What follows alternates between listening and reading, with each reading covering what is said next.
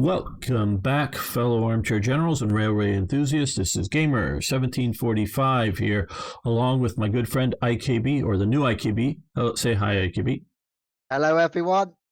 And so we will be playing Railway Empire. If you have any railway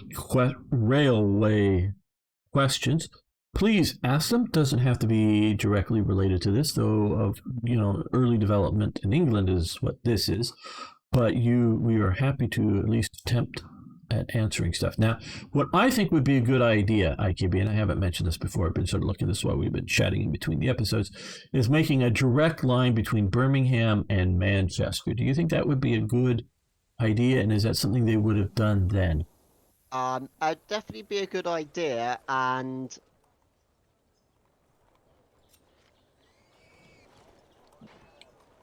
because of course at the time you're dealing with locomotives that are not, trains even today are not very good at climbing steep hills, so they would have been forced to follow the curves of the land.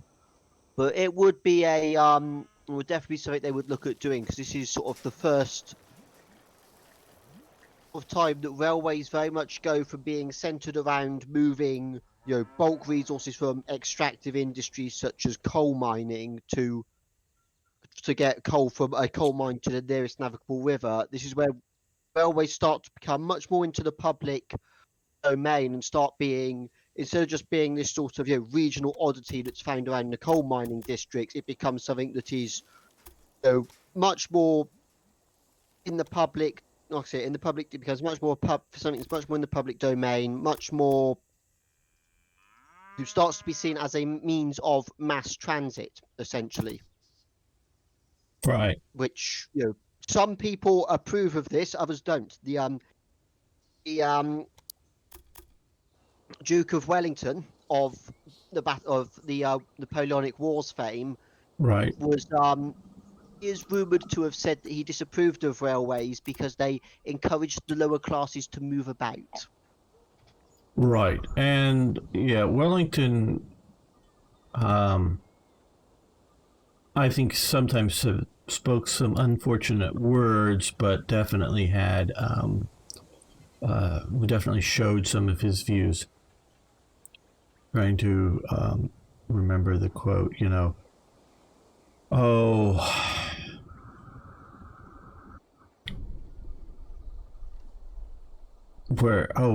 forget his exact words, where he's talking about how, look at the scum of the earth, and he was talking about his army, he says.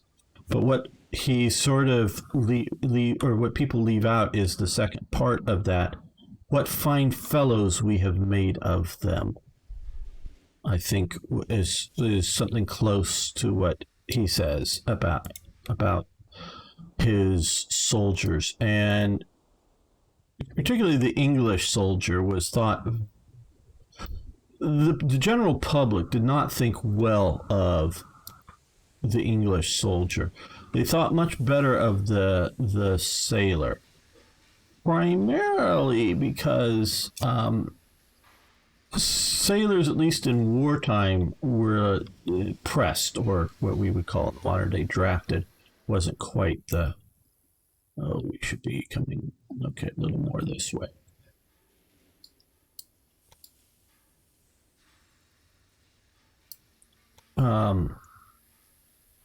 It wasn't voluntary. So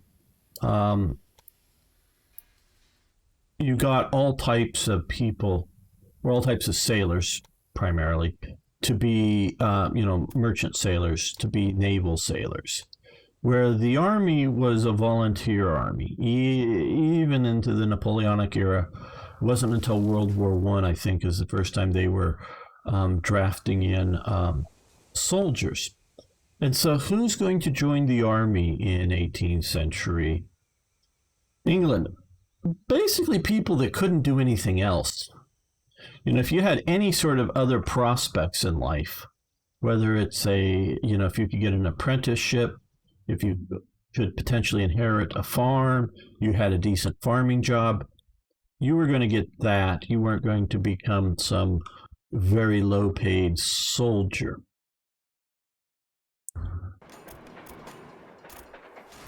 And so soldiers had that reputation of not being of the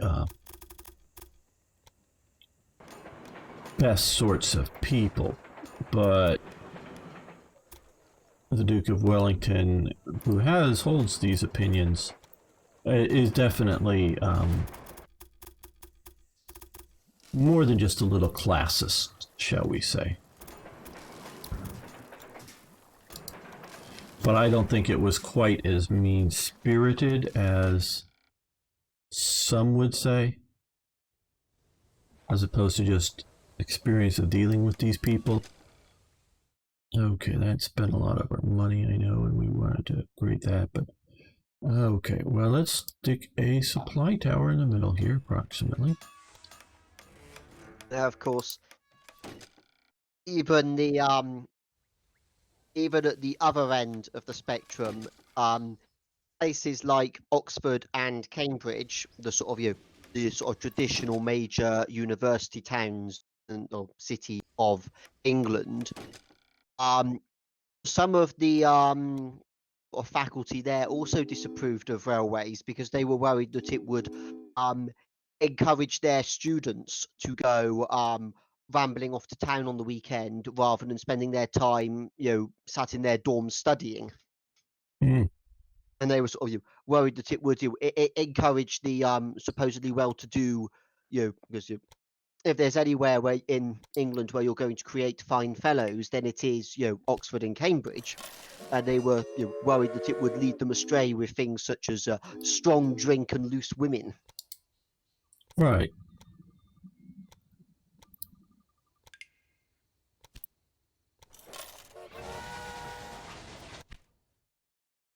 Okay, so now we have some direct trains between Birmingham,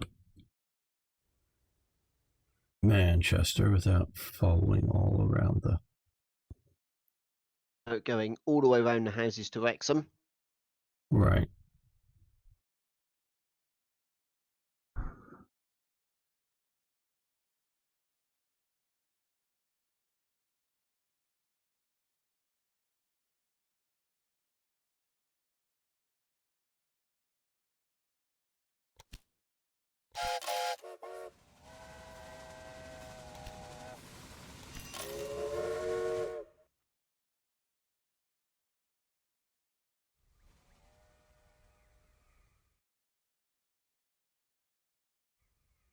How are we getting on with the tweed production? Yeah,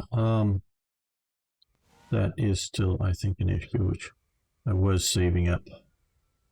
And we will, of course, I'm spending. Okay, we got to get to 1 million, I think it is. £1 million to increase the Fraser Estates, which we own. I just have the impetus to build. Okay. Yep, there we go. We'll expand that. That'll expand production. We do need to keep focused on that. Okay, so we're more than halfway to our goal by end of 35, so we're doing that well. We are doing that well. Chief engineer, is that better than any of our current engineer? No, he is not. He carries out the same thing, but not quite as well. Now, from a historical perspective, I want to point out that none of and Zoe Huber, I don't know, would never have had any sort of position like that in 19th century Britain. And we would not have seen any of the personnel. I presume that's supposed to be a woman, though we can't be quite sure. We have a Ella, yeah, that would be a woman, would ever be working anywhere on the railways at this time. I'm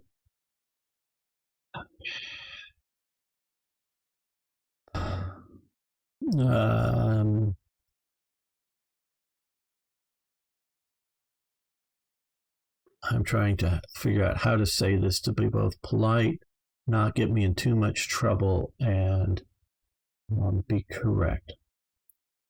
Social justice warriors Oh, that's just demonetized immediately. Well, probably not, but are a serious problem. What are you against social justice, gamer? Well, I'm for equal justice, which is different than social justice. And social justice is contrary to equal justice. Now, just mere fact that you have justice in both phrases leads people to believe that you're just out for justice. But if you understand what the ideas and concepts of, I'm not going to go into them right now, of equal justice, and if you understand what the term social justice means, I believe it was originally sort of coined somewhere around the Russian Revolution,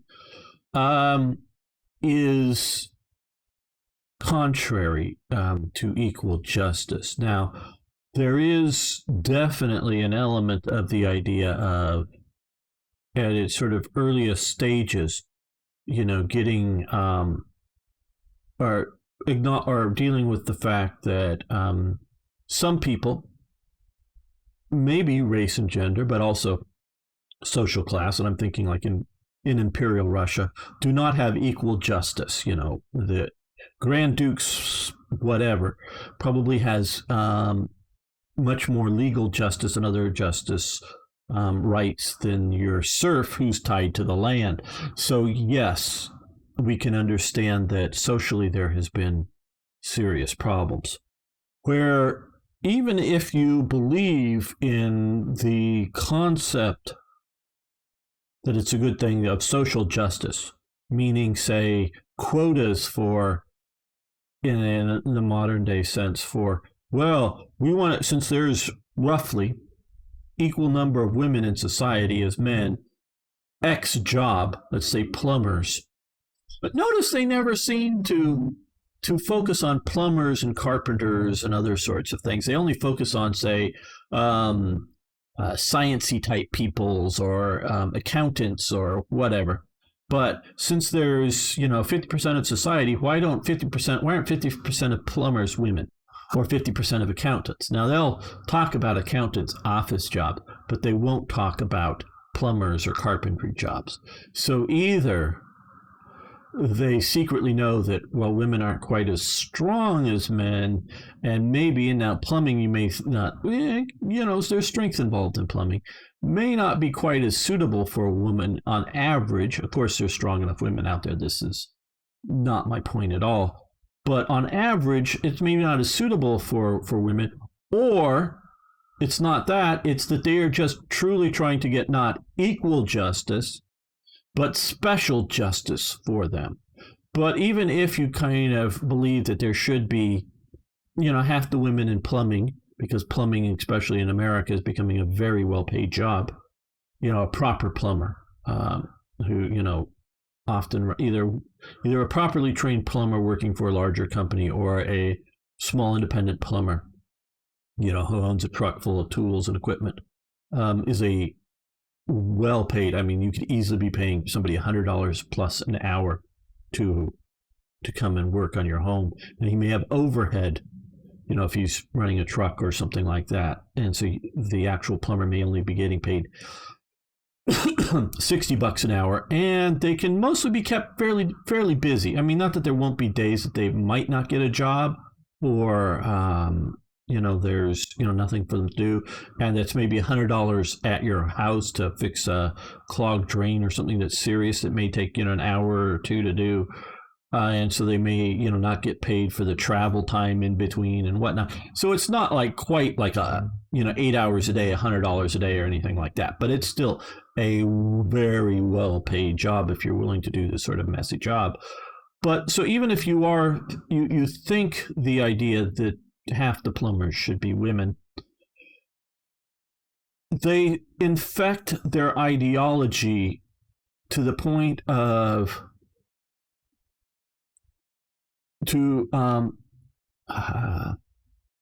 fantasism, I guess, to fantasy, in the idea that we're looking at railway empire, which basically all of the stuff ends normally around 1930 or something, I think is almost the latest in America with some of the scenarios. that this is all for a time prior to women, and I'll get to the sort of first railway job that a woman basically does, but in a moment, in America at least, that trying to infect the idea that women should be here, which I think is doing a disservice to everybody, including people who are for social justice. Because if they're trying to teach, whether it's adults or little children or somebody in between, that women are just as good as men, blah, blah, blah, blah, okay. No, they're not at lifting heavy objects. That's why power lifters, or the top power lifters in the world, are all males. Okay, so in that job they don't. Now there's a bunch of women that can lift hell of a lot more weight than I. Yeah, there's absolutely some, but they're never going to beat out the top men. So they're not equal at all jobs. Just a fact. And I'm sure there are jobs, and one of them I'm thinking of that was found originally that women seem to do better. Was in development of the original atomic bomb. There's a separating machine for isotopes or something. I don't know. It doesn't really matter.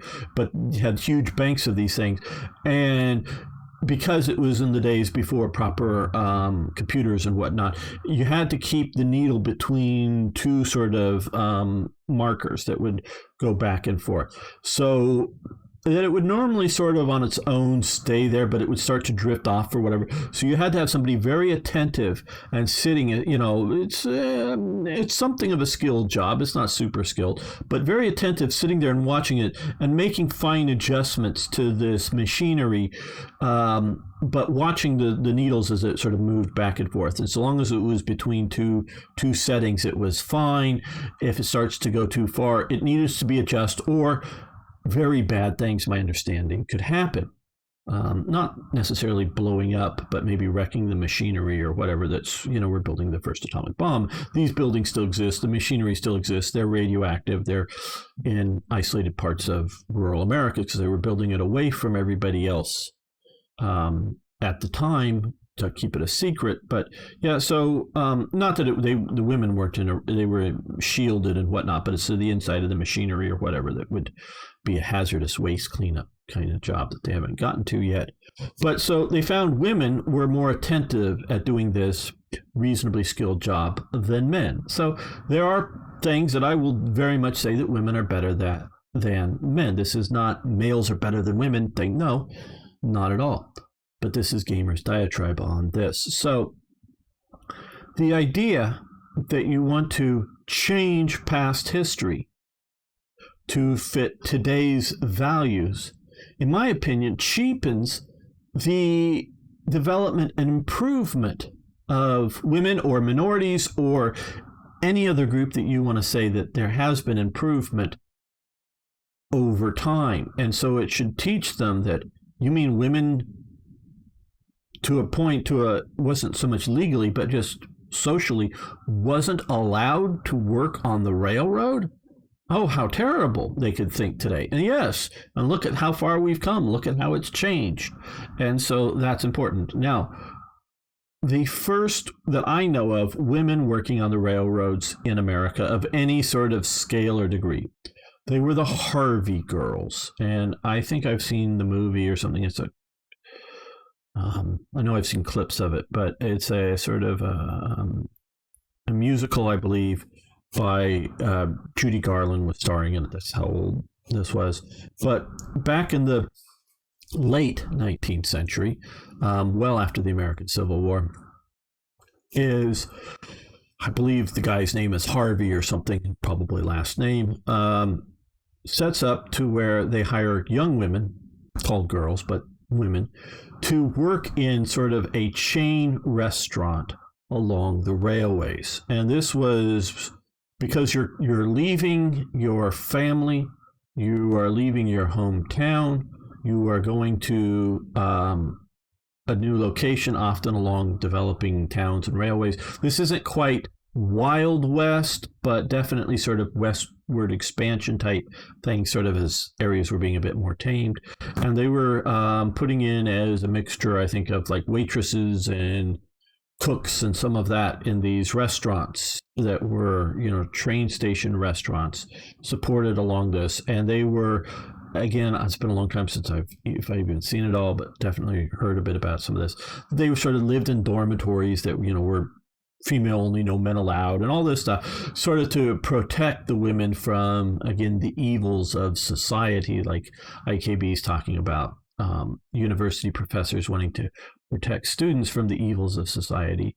But there's definitely that impetus going on with what society was doing and expanding and letting women in. So it's not necessarily like a legal code that women weren't allowed to work on the railroad, but it was a societal thing, and things have changed a lot. So I'm not against the idea of women's representation in history, gaming, whatever. I'm all for it, so long as it is historically interactive or historically accurate.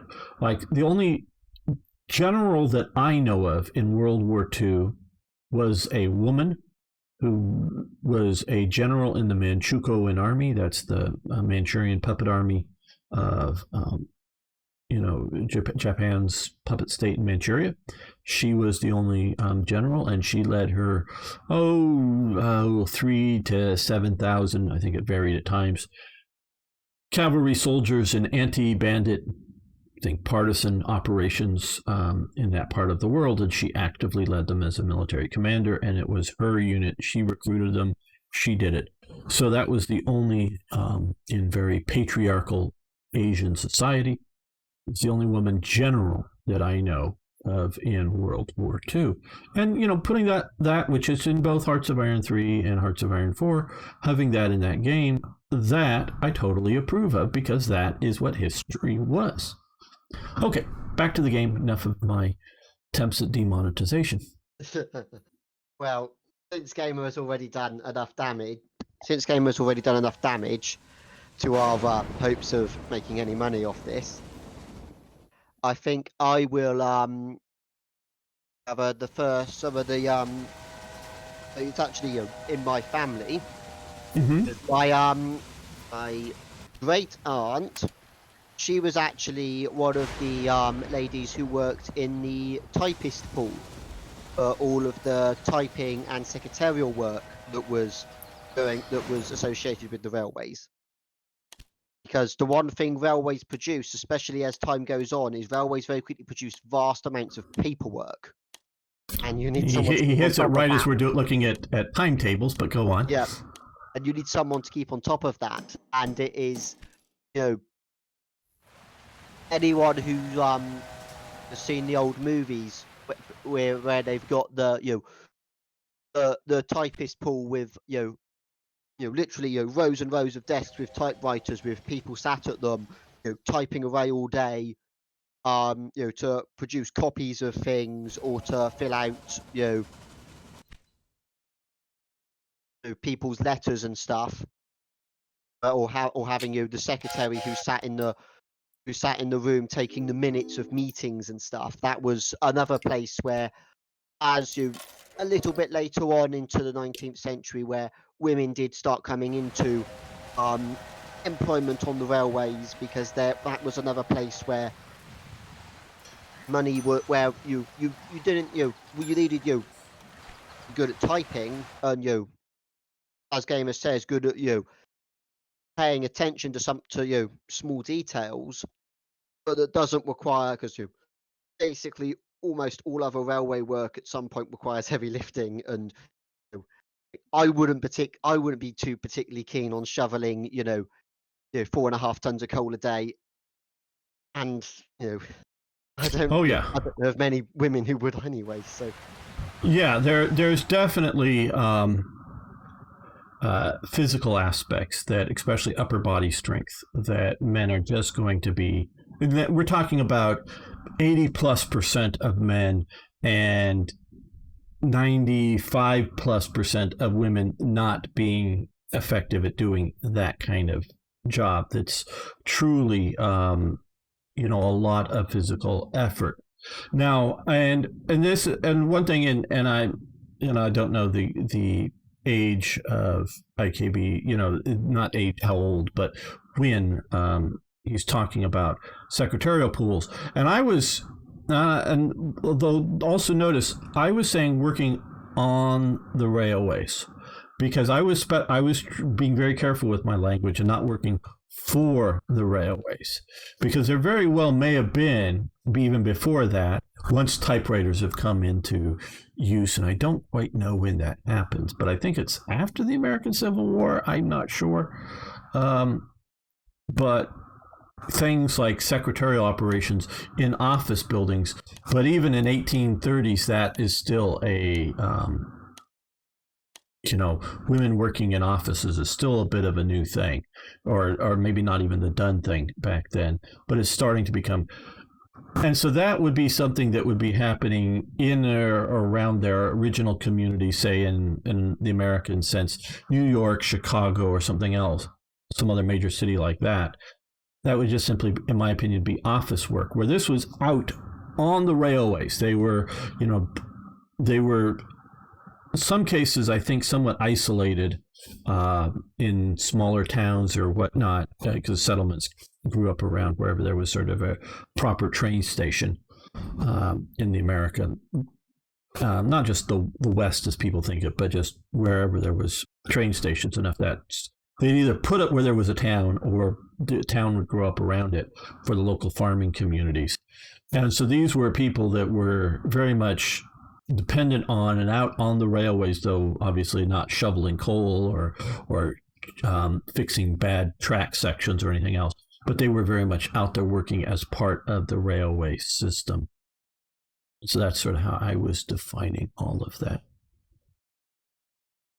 Because I've just quickly looked up, and typewriters did not become common in offices until after the mid 1880s. So another, say, 50 years almost. 50 years after this point.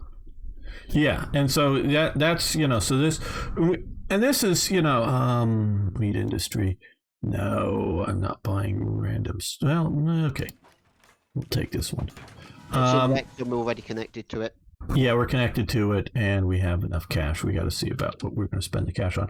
And so, context is everything for me. And so we got to keep this in mind. We're in 1832. Is Victoria queen yet in 1832? Do you know? Can you look that up quickly? I will very, very quickly. I just don't want to switch off from the screen right now. But she either is or soon will be. This is still Queen Victoria does not come to the throne until 1837. Okay, so 5 years approximately before Queen Victoria is queen.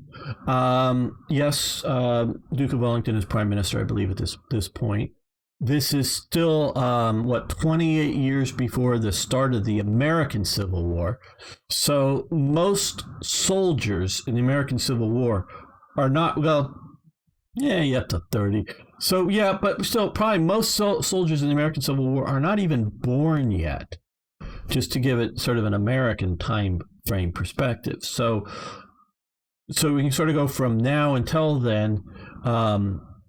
And so in 1830s, we are getting railroads, but they're not connecting most of the places in America.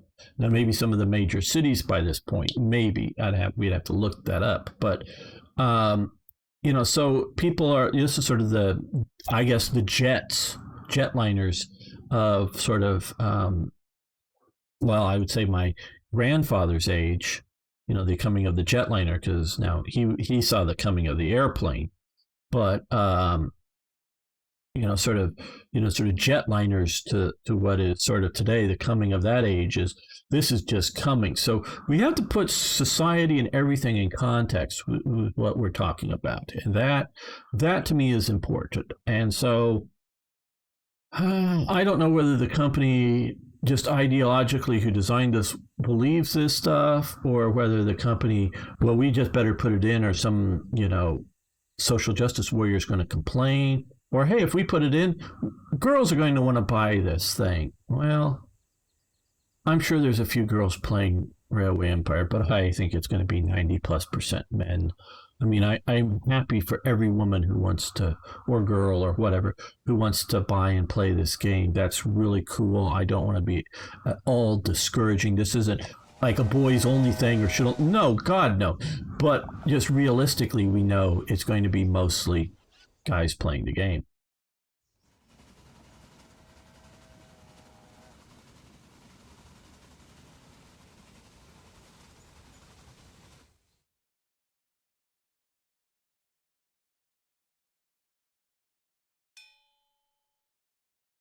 An engineer, which, and a conductor. We'll hire both of these guys. Let's put them on this line here. Does he speed it up or no? He increases reliability. Very good. Or she, but yeah. And let's see about adding a conductor here. Help with some of the mail costs. Okay, we now have a connection bonus for. We haven't hated Hull. We've just hated how Hull is limited from connecting to the rest of our network. Yeah. Those damn pesky landowners are refusing to sell, and we obviously can't bribe them enough yet. That would be a good explanation for what's going on.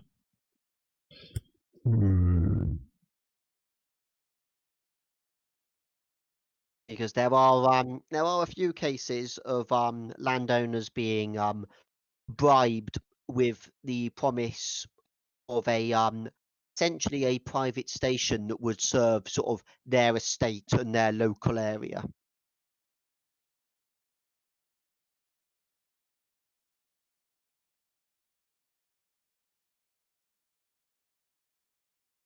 Yeah, I think that's good. Yeah, and you're saying estate, and at least to me, that gives the connotations as, oh, they just want a private.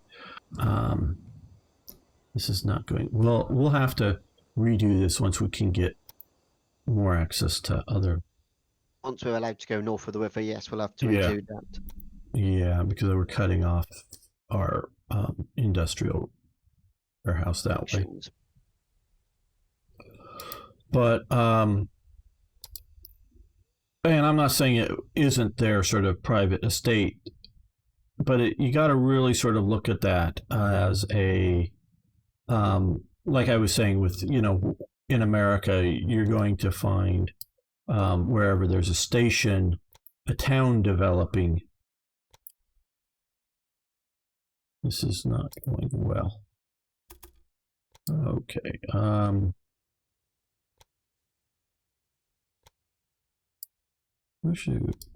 Okay, that's flattening that out. Okay. Yeah, this is not doing too well, but it'll work. Town developing wherever there's a railway station. And so if you have, whether it's a large landowner's estate or just a smaller landowner who owns key pieces of land, having a railway will help the whole community, including those working in and around the estate. Having a railway stop means more business going on, easier deliveries of things. So getting your community more developed is probably a good thing to hold out for.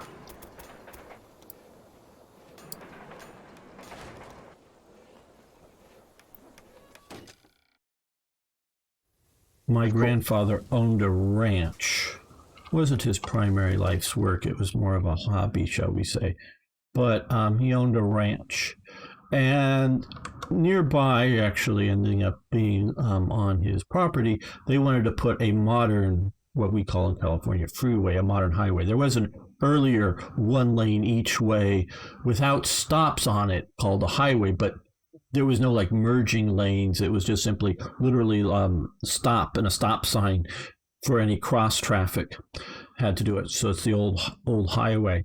But they were putting in a modern 2 lanes each way, big on ramps, off ramps, all that kind of stuff that people are familiar when they think of a modern highway.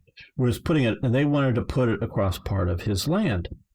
And yes, there is eminent domain in America where they can just take your land. Well, this is going off IKB's story.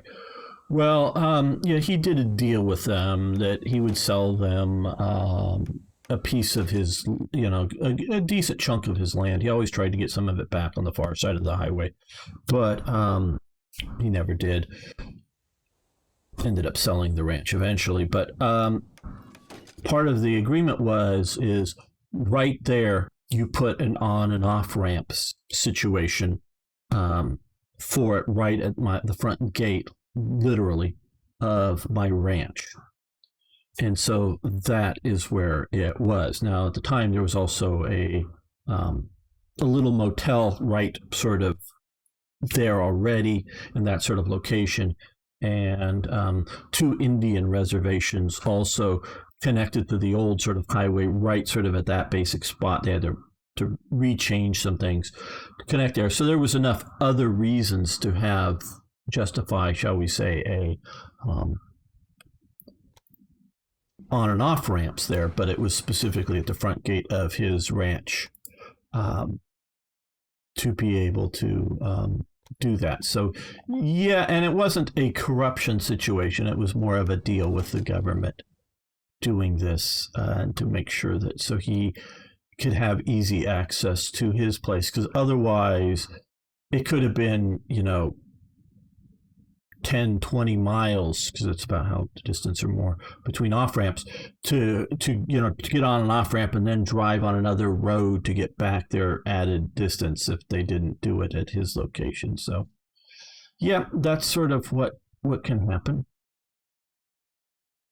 Oh, well, what we need to do here is we're going to expand this, and we're going to come over here, and before we put in any more development, let's come in here and see if we can delete all of this. We should have been thinking. Of course, when you're thinking about a lord or something's estate, that estate is also supposed to be a business that makes him money. Right. And that is another thing that is so it's not it's just a case of saying that having this station here is a way to improve his business and his own improve not only his own revenue stream, but it will also increase the potential amount of money that all of his tenants will be making, because they'll be able to ship their goods out more easily to the rest of the country, and to receive goods coming back in much more easily, which Absolutely. then makes it easier for bulk deliveries of improved farming equipment and such things as that, such as Well, things like that.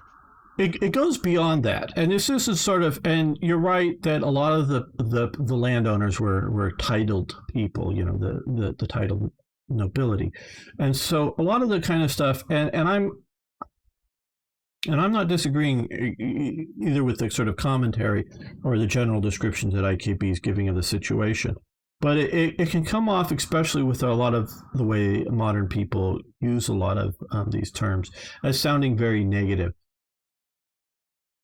A farm, an agricultural business that can be an economy of scale.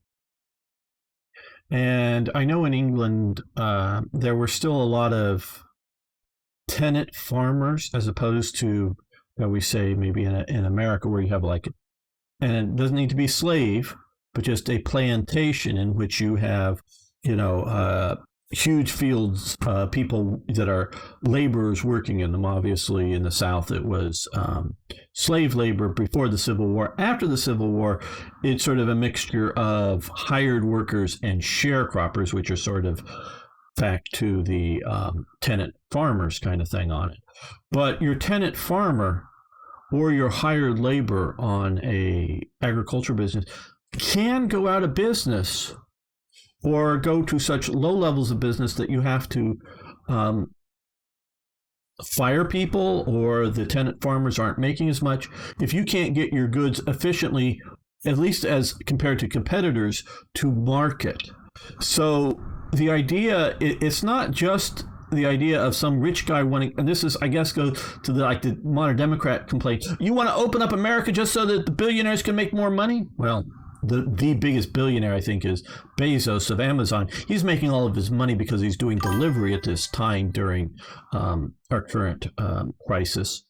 But so I don't know that billionaires that own multimedia companies and whatever are making all kinds of money because of people like IKB and I who are making content for YouTube. They're making that money just because of the lockdown. They're not losing money. Some, I'm sure, maybe are, but it's not to keep the rich people richer. It's to keep the people employed at a good paying job, because some sort of subsistence level farming that is making enough. We may be having problems with the stream. So I don't know. Hopefully that comes back. Yeah, it looks like it. I wonder if it's my setup is thinking it needs to download or update something. I ran into that the other day, but so to continue with this, so you can have subsistence level farming that produces enough food for themselves and maybe a little bit to sell, or you can have farming that you make a good income. You know, that your produce is going to market and making a good positive income, and that can literally be based entirely upon your ability to get. You know, it's not necessarily on the size of the farm or the quality of the farmland. It can be, of course, but it can also just be getting your goods to market. So whether it's, you know, back then, the millionaire or the 100,000aire or whatever you would want to call it, he, yeah, sure will be making more money. Absolutely. But everybody up and down along the economic levels will be improved by better communication. Now, today, you know, I don't disagree with IKB that railways are great things, but they're literally railways. They're railroading things where trucking is a more dynamic thing. So but either way, you need the infrastructure. You either need good roads that are going to towns, or you need railways set up in the rail systems, or both. And so you need that kind of infrastructure, and having that allows business to happen and economies grow. And this is one thing that Karl Marx, who is 20, 30 years later from this, is really starting to write. He still sees economies, and this is all Marxist socialism is based on this, sees them as zero-sum games, as who has the land, quote-unquote, means of production. And it could be also who owns the coal mine, whatever. And so, okay. Yes, hello, Dark Spider Defiant. How you doing? And so, you know, he sees that as who's owning the means of production as a zero-sum game, meaning you're only going to have so many coal mines, so much agricultural fields, and you're going to be limited to that. No, we're well into this, and we've been doing a lot of commentary on society in this episode. So you have, and that's how he sees economies, is this zero-sum game that it's unfair if one guy owns the land and nobody else has any land, or one guy owns the coal mine. But what he misses is the economies have always been dynamic. You know, a good farm in the middle of a desert that can't get its, you know, crops out, compared to a farm on a side of a navigable river that can get its crops, maybe something like cotton, to the other side of the globe efficiently, is obviously going to make more money, even if they're everything else being equal, you know, about the farm and what it can grow. So economies are a dynamic thing, and that is what Marxist socialism really doesn't see. Okay, so we're getting, leads to Hull. I'm going to add a John Bull. And we're going to go Bull to leads, but what we're going to do is, I'm going to guess it's that one, and I'm going to, no, let's change this up. I'm hoping to put them on the opposite tracks of the other one in the station.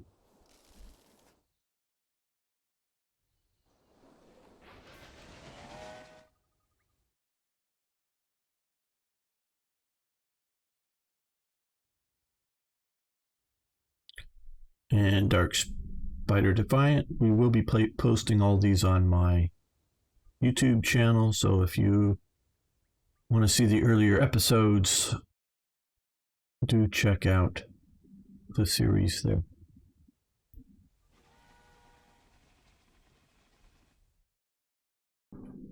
Okay, I think what we'll do is continue our program of modernization of railway engines. Well, before we go any further on that, okay, it's quite a ways till we get it better. Well, what's this? 17. No, we've already got a better engine. So, and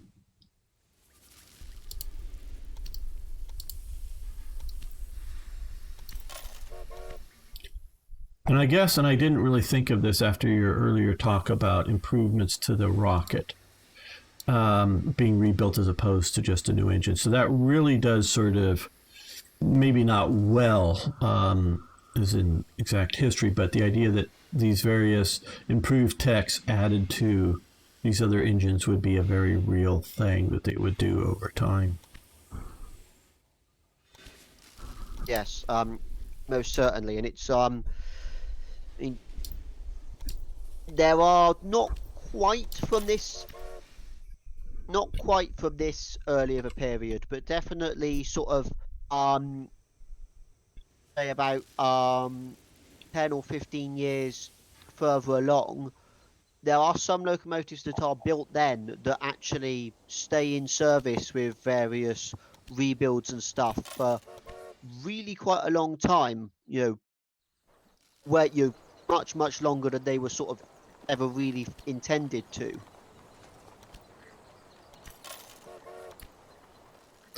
Pass from one company to another, and then you rebuilt a few times, and maybe eventually get passed off to sort of a like a sort of a private railway, be it the private lines that are owned by the coal mines that go sort of from the coal mine directly to the interchange sidings with the main line or something like that. Right, and that leads me a bit to a story, or not so much of a story, but a situation that we see in collecting, especially old things. Like, yeah, this dagger was carried at the Battle of Waterloo. You know, somebody, you know, some family heirloom or something. But really, none of it was there because after the Battle of Waterloo, you know, some other time, somebody else is using it in the 19th century. They changed the scabbard, and then we'll change the hilt of it, and then we break the tip of it. We'll put a new blade in it and whatever.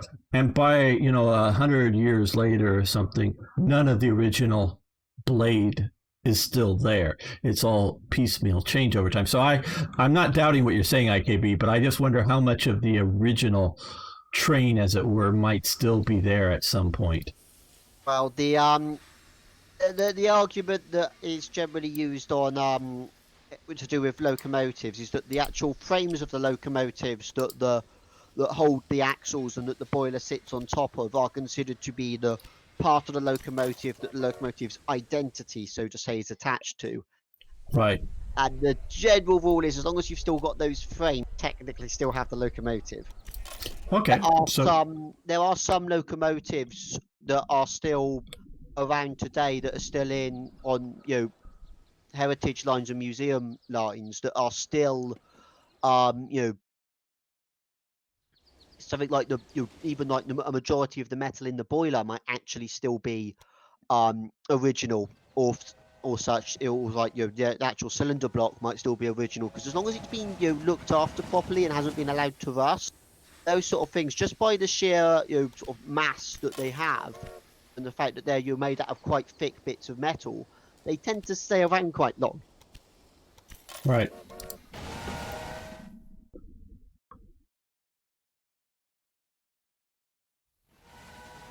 I think we got most of all of our rails up to the John Bull. Okay, we're almost hitting our 60 in weed.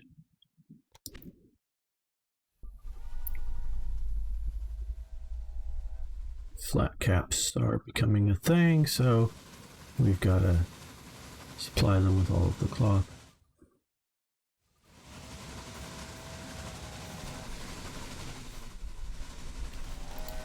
A great part of the resistance we are facing seems to be caused by canal operators.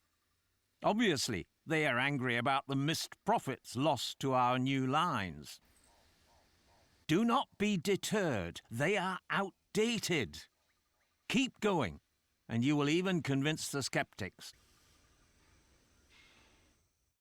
Receive new tasks. Okay.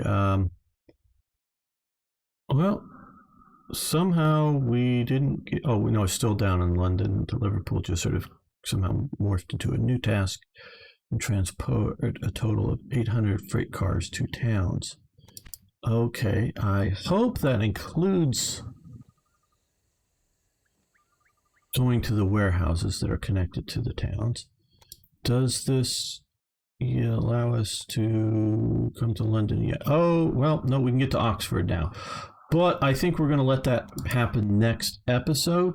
I want to, well, if you have any railway questions, it'll be maybe a little while before we answer them, but either for IKB or myself, we will do our best to answer them, whether they're related to English railway developments, playing this game, or just general railway questions. We would love to entertain them. So please post them. We will be checking the messages. If it's something easy, we'll maybe just answer it there, or we'll answer it in an upcoming episode. So if you would please do that, and if you haven't already, please subscribe to the channel, tell a friend, post on a railway enthusiast train forum. I know I have been seeing